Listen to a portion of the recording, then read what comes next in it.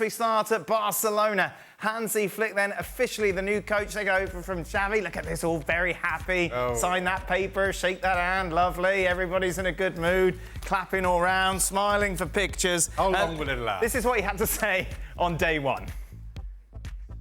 The philosophy they have, it's similar like mine, so ball possession and really attacking football.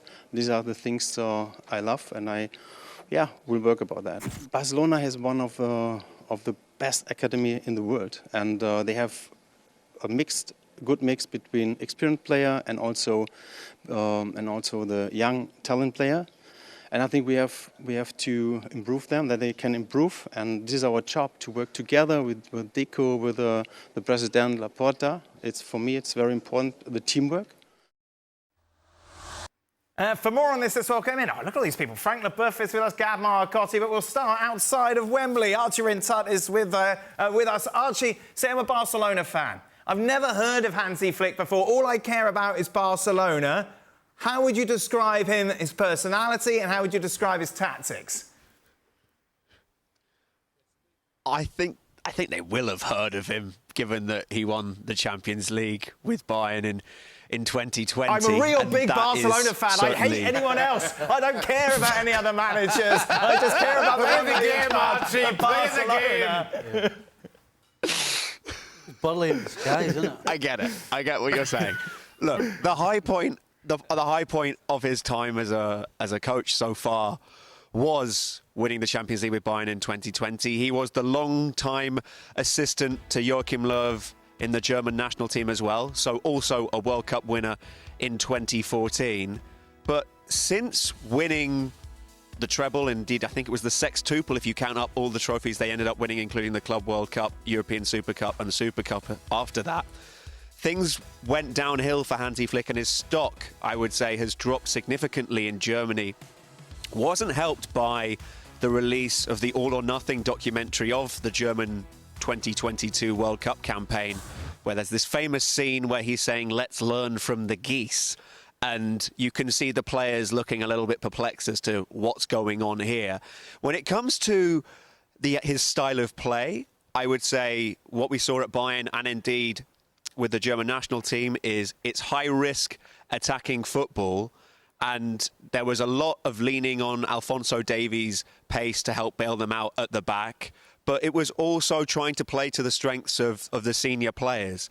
What he did was he got the likes of Robert Lewandowski, Thomas Müller, David Alaba on board, and Thiago as well, I would name, in that Bayern side, and made sure to play to them. So I think Robert Lewandowski will be a winner out of this for sure. But the question mark for me over how he managed the German national team is how he dealt with all these big personalities and actually trying to fit too much in terms of the way that they played, and he couldn't ultimately, I think, make the right decisions. He tried to please everyone a little bit too much. So I'm surprised that Barcelona have moved for him. I think there are other more highly rated German coaches out there on the market right now. Julian Nagelsmann would have been an option, and I think that he would have probably been a better option for Barcelona had they wanted to go for him earlier in April. But I'm intrigued to see how this one works out. This could be a disaster, isn't it, Gab? Well, look, there's going to be a whole bunch of things which are beyond his control. You know, those things that Xavi talked about and that Laporta didn't like hearing, such as all the financial restrictions that they're going to have, and I'm not going to bore you with, but, they're there, they're obvious. He's running out of levers to pull. I think that's one obvious one. The other obvious one is that, hey, it's great to have Lewandowski, but Lewandowski is of a certain age now. Let's just put it that way. And he's in the final year of his contract. He likes to play, certainly, at Bayern, obviously, he liked to play this 4-2-3-1. And you look at Barcelona's players and, do they have the wingers to do it? Because remember, when Xavi had that good spell before Gavi got injured, he kind of shoehorned Gavi out on the wing. Now, Gavi's not a winger, but he played there and came inside. Is Flick prepared to do that? And if he's not, how do you fit, if you're playing 4-2-3-1, you've got three midfielders, two central and one attacking. How do you shoehorn Gundogan, De Jong, Pedri, and Gavi into the same lineup? they're just different players from the ones he had at Bayern when he was successful, different profiles of players. And a good coach will adapt his team to the players at his disposal. That's true. But, if they think they're getting the Bayern Flick, they won't. They're going to get a different Flick. It's interesting, both Gab and Archie brought up Lewandowski. So let's talk about what Xavi said about him in an interview in Spain this week, talking about that he didn't really want him because he wasn't offering on the pitch what he needed, the high press and the energy, and off it as well, he wasn't particularly nice to some of the youngsters. And if that is true, then that is understandable. The fact, Gab's talking about they're running out of levers. You probably could get a certain amount of money for Lewandowski, which means that gives you some sort of opportunity to bring somebody in. But how do you handle... Right, say you can't... Say he's there, he's part of the squad. These are reports on the... what do you do with him when you're Flick? How do you address this situation? The situation that Xavi was talking about? Yes, so these are reports, aren't they, that Xavi and Lewandowski, they weren't on the same page for a lot of things. That won't matter as soon as Flick walks through the door. Because of the previous relationship. Doesn't matter what Xavi said or Xavi did or Xavi thought. That's gone. That goes... As soon as Xavi walks out that door or out that dressing room, that is gone. That doesn't matter. Now it's about how does Flick set the team up to get the best out of Lewandowski. Right. And everybody else. Not just Lewandowski, but the whole squad. He's got to figure out the best way to play to shoehorn everybody in order for them all to be successful whilst having Lewandowski as his number 9 and keeping him happy. Because, let's be honest, right now, he's still one of their main players. And being a main player, you've got to try and figure a way of keeping him happy, but supplying him and getting them goals. Is that a problem for Barcelona, that Lewandowski remains one of their main players, given, obviously, he's not getting any younger? No, well, not with Flick as manager, given Flick's relationship with Lewandowski. Lewandowski has never been a striker who presses from the front. And yet, Hansi Flick was able to get the best out of, well, certainly him in his Bayern team in terms of those successes that Archie just mentioned. So that adjustment, I think, comes kind of naturally for Hansi Flick with Robert Lewandowski. I don't see that as being an issue. The other aspect to what Xavi said is... Xavi hasn't said it. I better just get this straight before I get into trouble. I have to do another apology.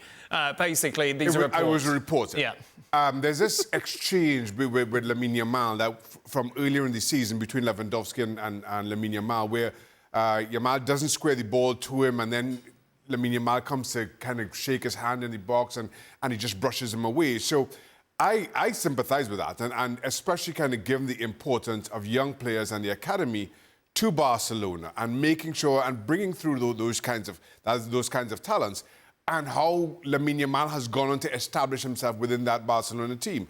So I think that is an aspect that needs to be managed, should I say, by Hansi Flick, especially given what he said in that clip about the importance of it. But again, kind of sympathising with Xavi, as was reported, he said, I totally get it. A year left on his contract, he's getting older, you're not sure what his resale value is. Barcelona have financial constraints. If I were managing, if I were in charge, I would think of a way out from Lewandowski as well. Frank, did you shout at the youngsters when you were getting old?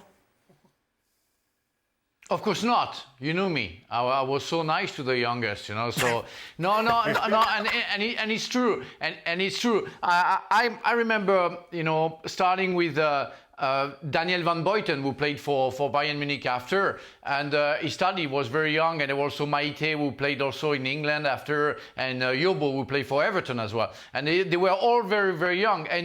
And you have to lead them. You have to help them. You have to explain to them how it works, and they're ready to listen to you. I think it was a mistake from Lewandowski. That's sad that he was reacting that way, because youngers are ready to listen to you, especially if you are a star like Lewandowski. So they're going to be prepared to sacrifice themselves for you.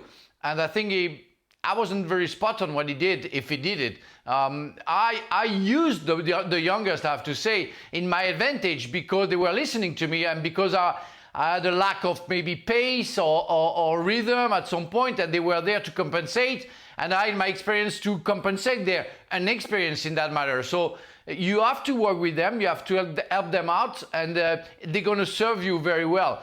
I think Lewandowski has to change his mind about that, because he will need them even more next season than the past season.